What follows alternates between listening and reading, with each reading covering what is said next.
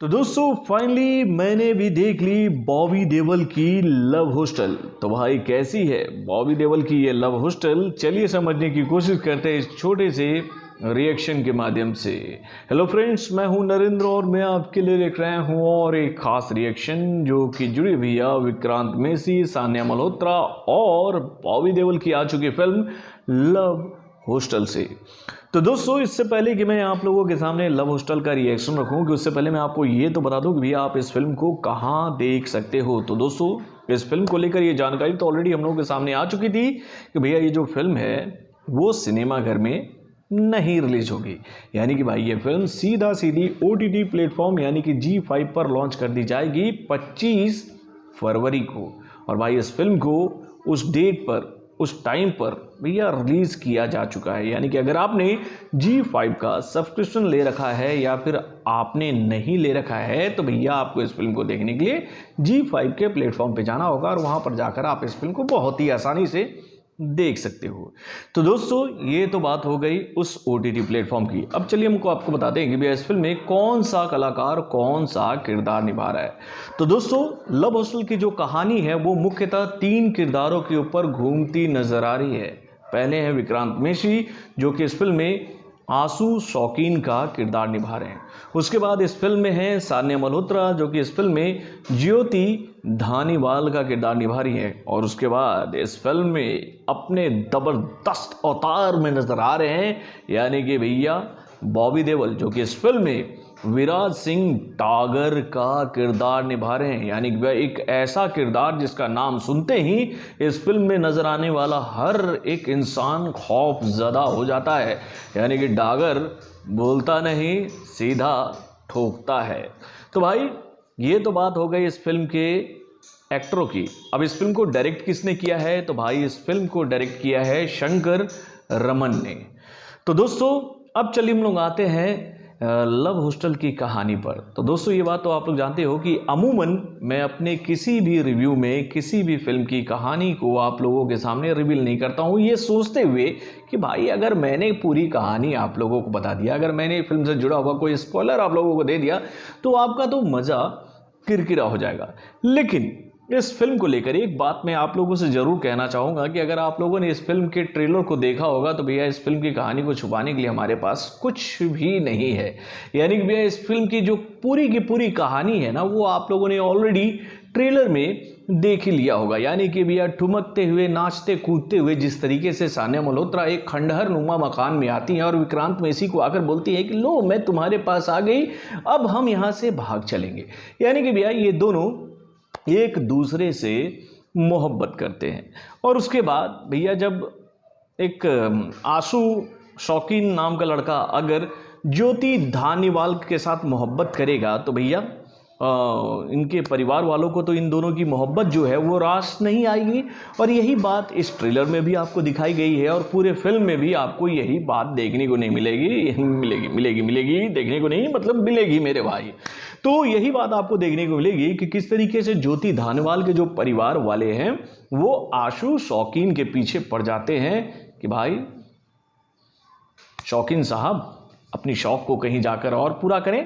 और यही कहानी जो है आपको इस पूरे फिल्म में देखने को मिलेगी, यानी कि भैया एक तरफ आंसू शौकीन और जो ज्योति धानीवाल है वो अपने परिवार के द्वारा भेजे गए डागर साहब से बचने के लिए इधर से उधर भाग रही है और डागर इन लोगों का पीछा कर रहा है। जहां भी डागर जाता है वो बस बोलता ज़्यादा नहीं है, बस ठोकता ज़्यादा है, यानी कि इतनी सारी गोलियां डागर चला रहा है, इतनी लोगों की हत्या हो रही है, लेकिन फिल्म में कुछ हो हंगामा हो ही नहीं रहा है। यानी कि यही चीज़ जो है ना मुझे खटकी इस फिल्म में कि भाई जिस तरीके से डागर इतने लोगों की हत्या कर रहा है तो भाई ये तो हाइप हो जाना चाहिए था, पूरे वर्ल्ड में इन घटनाओं की चर्चा होनी चाहिए थी। लेकिन फिल्म को एक एंटरटेनमेंट के हिसाब से बनाई गई है, कुछ ज़्यादा बढ़ा चढ़ा कर फिल्म को दिखाया गया है जो कि आपके गले उतरने वाला नहीं है। ये इस फिल्म का सबसे वीक पॉइंट है कि जिस तरीके से डागर पूरे कानून को धत्ता बताते हुए इतनी लोगों की हत्या कर रहा है और उस पर कुछ ज़्यादा हो भी नहीं रहा है। ओवरऑल अगर हम बात करें कहानी की, तो कहानी बहुत ही इंटरेस्टिंग है, बहुत ही फास्ट है, जो कि आपको बांध कर रखेगी अपने साथ में कि भैया आगे देखो और भी आपको खून खराबा देखने को मिलेगा। यानी कि भैया इस फिल्म में डायलॉग कम, गोलीबारी ज़्यादा है, मर्डर ज़्यादा है, और उसके बाद में अंत में क्या होता है, अंत में हम यही सोचते हैं ना कि कोई एक अच्छा मैसेज हमें देखने को मिले, कहानी एक अच्छे पॉइंट पर जाकर ख़त्म हो। लेकिन भाई ये कहानी डार्क शेड से शुरू होती है और उससे ज़्यादा डार्क शेड पर जाकर ख़त्म हो जाती है। और भाई वो डार्क शेड क्या है उसको समझने के लिए आपको इस फिल्म को देखना होगा। तो दोस्तों ये तो बात हो गई कहानी की।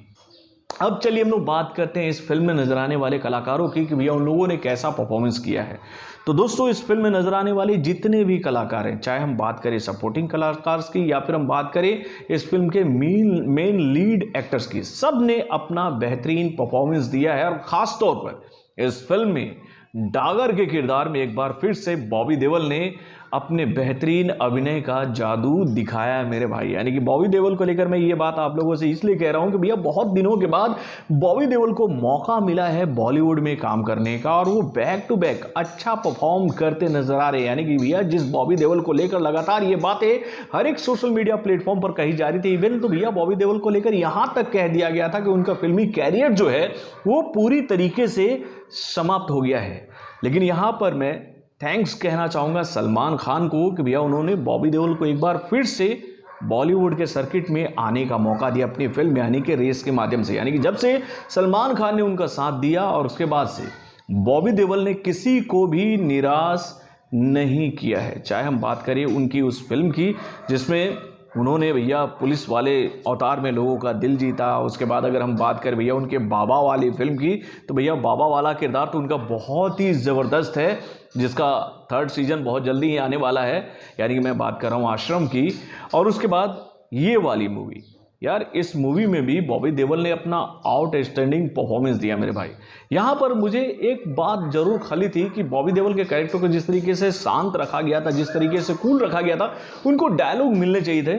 डायलॉग अगर और मिलते उनको तो मेरे हिसाब से उनका किरदार और उभर कर हम लोगों के सामने आता।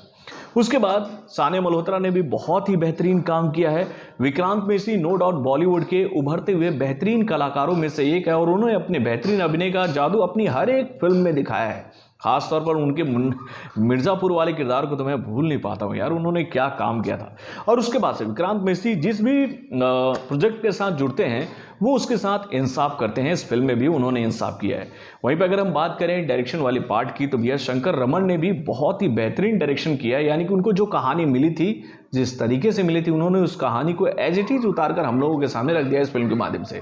अगर इस फिल्म में अगर कुछ कमी है तो वो कमी है इस फिल्म के स्क्रिप्ट में। यानी कि भैया आप एक ऐसे मुद्दे को उठाकर हम लोगों के सामने रख रहे हो तो उसको जमीनी स्तर पर जाकर आपको समझाना चाहिए था कि भैया क्या है ये मामला, क्या है ये मामला। और ख़ास तौर पर एक बात मैंने देखा है यार कि बॉलीवुड में ना एक टिपिकल कॉन्सेप्ट को हमेशा बॉलीवुड वाले इसलिए छेड़ते हैं कि भैया इससे थोड़ा सा कंट्रोवर्सी हो, और कंट्रोवर्सी की वजह से इस फिल्म को थोड़ा सा हाइप मिले। तो भैया इस फिल्म क्या, तो भैया लड़का जो है वो आशु शौकीन है और लड़की जो है वो ज्योति धानीवाल है।